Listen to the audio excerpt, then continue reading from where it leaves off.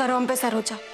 ना अभी हम कुछ पूछने लायक हैं और ना ही कुछ बताने लायक।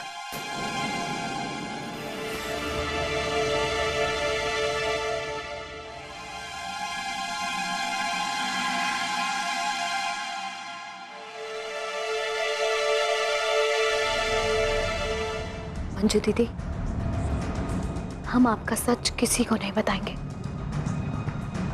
लेकिन आदित्रि के लिए आपको भी हमें पूरी सच्चाई बतानी होगी। यही शर्त है हमारी।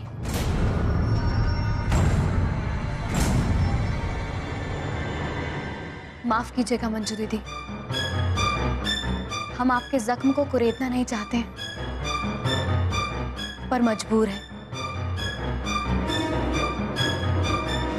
बस हम इतना पूछना चाहते हैं कि संग्राम भैया ने आपके कान में ऐसा क्या कह दिया कि आप डीएनए टेस्ट से मना कर रही हैं?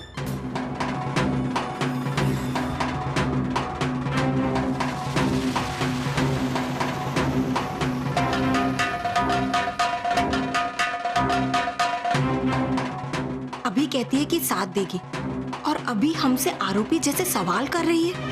हमें इसका कोई भरोसा नहीं लगता है।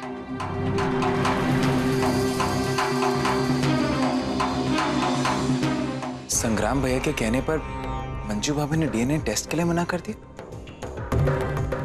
लेकिन क्यों? नहीं नहीं, हमने ऐसा कुछ भी नहीं कहा मंजू भाभी से। नहीं संग्राम, हम सब ने देखा था कि तुमने मंजू बहू के कान में उस समय कुछ कहा था। ऐसी कौन सी बात आ पड़ी थी जो तुम्हें मंजू बहू के कान में कहनी पड़ी?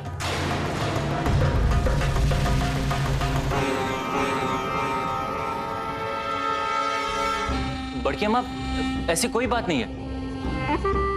हमें लगा कि मंजू भाभी माँ होने के नाते अपने बच्चे को अच्छे से पहचान सकती। ये टेस्ट में। संग्राम भैया, आपको सचमुच ऐसा लगता है? वाह देवर जी, बड़े बड़े हो गए हैं आप, इसीलिए हमारे पति से इस तरह जिरह कर रहे हैं।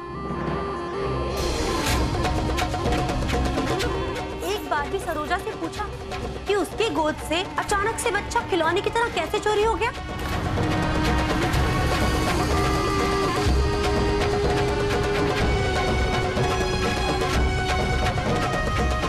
उसे तो कोई कुछ कहता ही नहीं है इस घर में, और हमारे पति से एक स्कूली बच्चे की तरह हिसाब किताब ले रहे हैं सब। भाभी, आप कैसी बातें कर रही? हम सब यहाँ आदित्रि के लिए चिंता कर रहे हैं और उसी के कारण ये सब बातें हो रही। बस। हाँ तो ठीक है ना, जिसको जितने सवाल पूछने थे ना हमसे पूछ चुके हैं।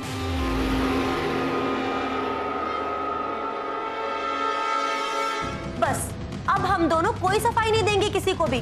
तारा दीदी, हम कोई सफाई नहीं मांग रहे भैया से। हम बस मंजू दीदी के मुंह से सुनना चाहते हैं कि संग्राम भैया ने उनके कान में क्या कहा था।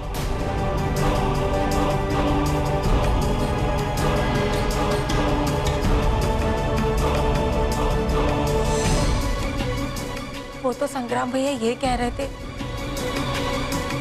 कि अगर आपको यकीन है कि वो बच्ची आप ही की है तो आपको बोलना चाहिए।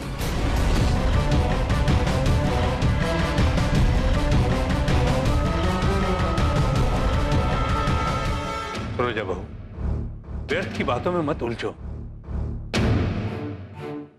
यहाँ सब अपने लोग हैं, इनकी बात गलत हो सकती है लेकिन नियत नहीं। ठीक कह रहे हैं प्रमुख जी आप।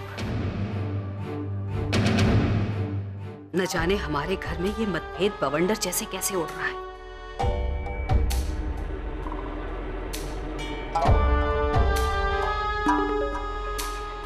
और इसे साफ करने के लिए सबसे सही यही होगा कि सारी बातें पूरे घर भर के सामने साफ साफ की जाए।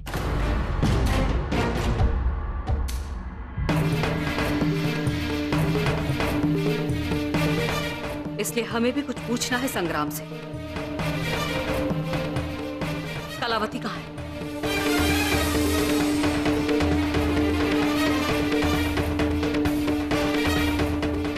बड़की अम्मा जी, वो माई के सर में बहुत दर्द हो रहा था तो वो आराम कर रही है। अगर आप कहें तो हम बुला लें? नहीं, बल्कि तुम ही से पूछते हैं हम, तुम बताओ। तुम ही ने भरा है ये जहर ना अपनी माई के कान में। बड़की अम्मा जी, आप हमें ऐसे ही कोस रही है जबकि हमने कुछ भी नहीं किया है। अच्छा, कुछ नहीं किया तुमने? तो फिर थोड़ी देर पहले तुम और कलावती हमारे कमरे में क्यों आए और क्या कहा था तुमने, याद है?